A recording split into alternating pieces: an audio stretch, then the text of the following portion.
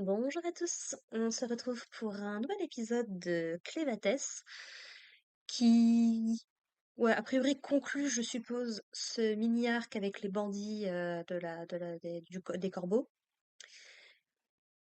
et continue à nous montrer à quel point le monde de Clévatès peut être absolument terrifiant. Ça va que c'est pas le genre de créature qui, moi, me fait forcément hérisser les poils, mais... Ah.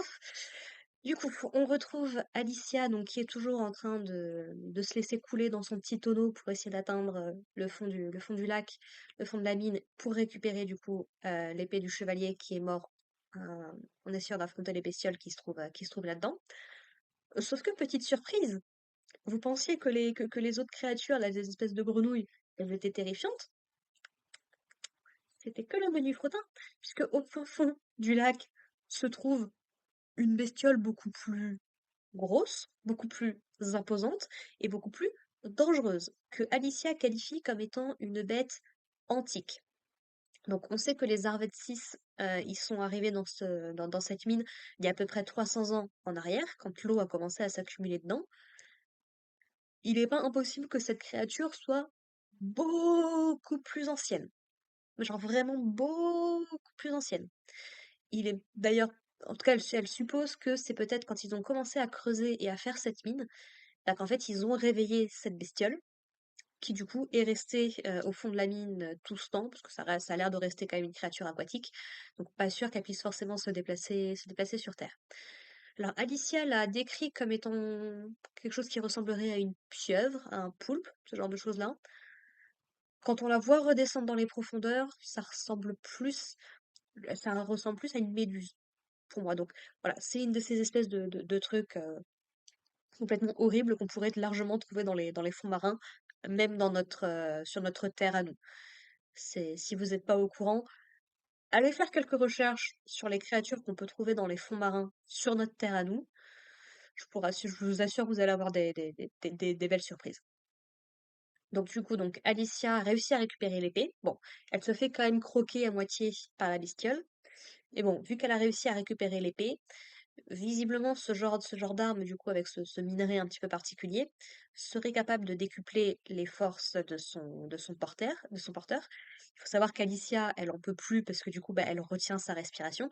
Son corps essaye de se battre en se disant, bah, donne-moi de l'air, s'il te plaît. C'est pour ça que, par exemple, se noyer, ça reste une de mes plus grosses peurs, je pense. En termes de, si je devais mourir un jour, j'espère ne jamais me noyer, quoi, quitte à choisir. Mais, donc voilà, elle lutte, son corps, du coup, il est un petit peu engourdi. Mais elle va réussir du coup à récupérer cette épée-là. Et c'est là qu'elle va découvrir un petit peu les propriétés intéressantes de cette arme-là. C'est-à-dire que euh, en la brandissant, elle peut créer comme des espèces d'ondes de choc. En tout cas, grâce à cette épée, elle peut à peu près se mouvoir dans l'eau comme elle le veut, en utilisant les différents mouvements. C'est peut-être pour ça notamment qu'elle s'appelle Tranche Cascade, entre autres. Et donc du coup, elle arrive à remonter à la surface sans se faire manger, en évitant également les arancices. Et du coup, donc, elle sort de là devant la surprise et l'incompréhension de tous les bandits qui restent et qui n'étaient pas tombés dans l'eau. Et du coup, donc, elle décide de remonter dans les échafaudages pour échapper à cette bestiole. Et quand les bandits lui demandent de les aider pour éviter qu'ils meurent, bah, elle leur dit: ah bah désolé, mais je ne suis déjà plus une héroïne normale, donc ce n'est plus de mon ressort. Désolée. Et donc elle se barre en les laissant littéralement se faire dévorer, quoi. Alors, elle précise quand même que Clévatès lui apparaît comme étant une créature beaucoup plus flippante et dangereuse que cette bestiole-là. Je savais que Clévatès était considérée comme une bestiole quand même assez importante. Je pensais pas à ce point. Donc, est-ce que c'est juste qu'elle a pris la confiance en travaillant pour Clévatès ou autre? Je ne sais pas. Mais j'aurais été très curieuse de voir la réaction de Clévatès par rapport à cette bestiole, pour le coup. Avoir un petit peu plus de lore. Donc Clématès la contacte par télépathie pour lui dire de rappliquer parce que bah l'espèce de fumée, l'espèce de ouais d'essaim d'insectes un petit peu qu'a manifesté le chef des bandits Brocco, je crois, Brocco. Cette fumée bah, entrave un petit peu les mouvements de Clématès et l'empêche d'avoir une bonne connaissance de son environnement, en plus du coup du corps d'hominidé qu'il a décidé d'emprunter. Donc Alicia le rejoint. Il essaye un petit peu de lui poser des questions sur la magie, puisque c'est quelque chose qu'il ne connaissait pas, et qu'il a un petit peu pris de court. Mais Alicia va lui expliquer que elle-même, elle sait pas grand-chose, parce qu'il faut a priori avoir des prédispositions magiques pour être capable d'utiliser de la magie. On va voir notamment que par exemple Luna, de par son ascendance, a un contrôle assez naturel de la magie, puisqu'on sait que c'est sa famille qui forgeait les armes magiques qu'on voyait jusqu'ici. Mais c'est vrai qu'Alicia, pour elle, bon, le minerai magique, ça restait du caillou, quoi. Elle, c'était pas vraiment son domaine. Par contre, elle nous précise, histoire de bien faire un petit coup de coude à Clématès, lui dit que parmi ouais, les héros qu'il a tués dans le premier épisode, il y en avait un ou deux qui étaient capables d'utiliser de la magie. Donc quelque part, tant pis pour lui. Donc du coup, il décide de traquer Nell et Luna en même temps que Broco, puisque à cause de ça, donc Clévatès n'arrive pas à bien savoir où ils sont, donc il se dit bon bah on va les traquer à la, la bonne vieille manière, hein, on verra si on tombe dessus, en espérant si possible ne pas tomber sur des cadavres. Alicia lui demande qu'est-ce qui se passera si jamais il trouve Luna mort, et il lui dit de façon très sérieuse, bon bah je me désintéresserai totalement du sort des hominidés, quoi.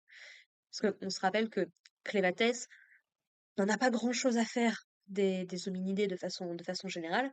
Il s'était déplacé dans l'épisode 1 parce qu'il avait été attaqué, mais que du coup, il avait juste choisi de les épargner temporairement, puisque la mère de Luna lui avait confié le bébé, et qu'il voulait voir du coup si certains d'entre eux étaient capables de- comment dire, d'être de meilleures personnes que ce qu'il avait pu voir jusqu'ici. Et évidemment, bah si. En fait, ça présente vraiment Luna comme cette espèce de dernier fil qui peut rattacher Clévatès à une espèce d'humanité, soit qu'il n'a pas envie de posséder, soit qu'il ne possède pas, qu'il ne comprend pas, bref, on peut partir dans toutes les hypothèses, mais voilà, il faut protéger Luna à tout prix. C'est la mission principale de cette série. Ce qui n'est pas déconnant, c'est souvent le cas quand il y a des enfants. Donc voilà, donc ils arrivent à retrouver la piste de ce petit trio, puisque donc Broco est tombé sur Nell et a voulu récupérer Luna. Sauf que Nell, même si elle était au bout de sa vie, a continué à s'accrocher désespérément à la cape de Broco pour ne pas laisser Luna partir avec lui. Et donc elle s'est littéralement fait traîner sur des centaines de mètres alors qu'elle pissait déjà le sang et tout. Donc du coup voilà, Alicia et Clématès débarquent. Alicia lui demande du coup de relâcher le bébé et elle lui balance même l'épée en lui disant bah écoute, je te laisse cette épée mais rends-nous le gamin, quoi. Et Broco s'est assez rapidement rendu compte que Luna avait quelque chose de particulier, puisque donc il s'est mis à pleurer et ça a un petit peu emballé toute la magie qu'il était en train de créer. Et donc du coup il se dit bah y a pas de problème, je vais garder le gamin et puis des armes je pourrais en produire plein avec le bébé, quoi. Donc on s'en quelque part tant pis pour vous. Et donc il va utiliser un espèce de sort de furtivité qui va globalement le rendre invisible avec de la poudre, du coup le truc classique qu'il avait utilisé avant.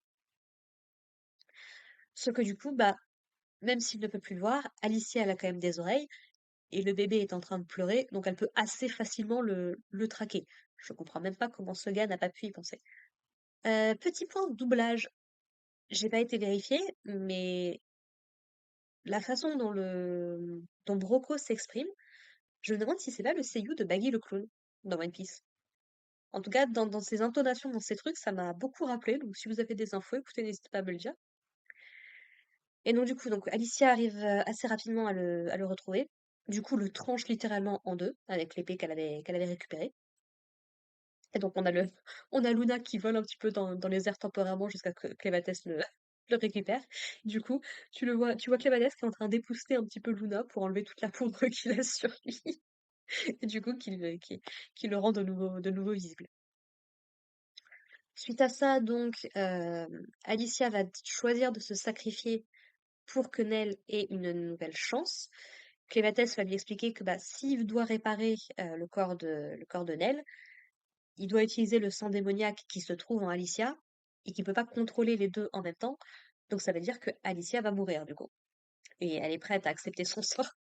Et il y a Clématès qui lui dit ok, il y a pas de problème, il la récupère directement. Clématès a cette espèce de...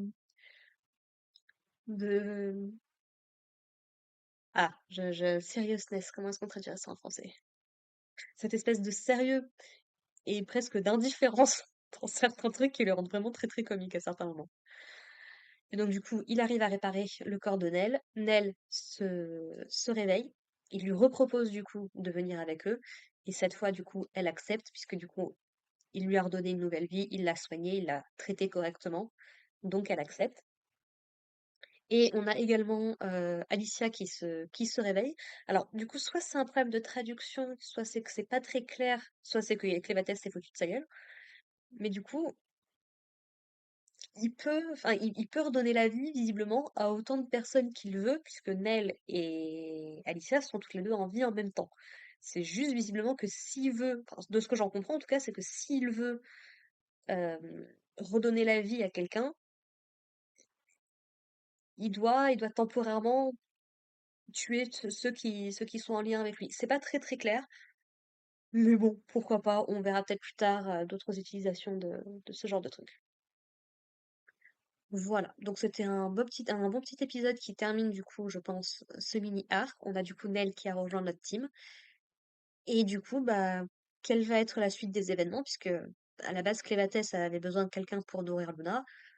Maintenant qu'il l'a, est-ce qu'ils vont retourner au monde de la Lune ou est-ce qu'ils vont poursuivre leur aventure? Est-ce que peut-être ils vont vouloir retourner au monde de la Lune, mais ils vont se faire alpaguer par une autre quête, la quête qui pop au plein milieu de l'écran?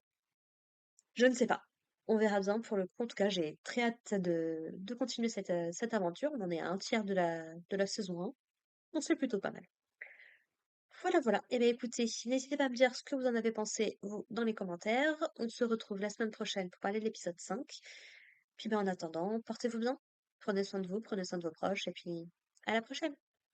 Allez, bye les gens.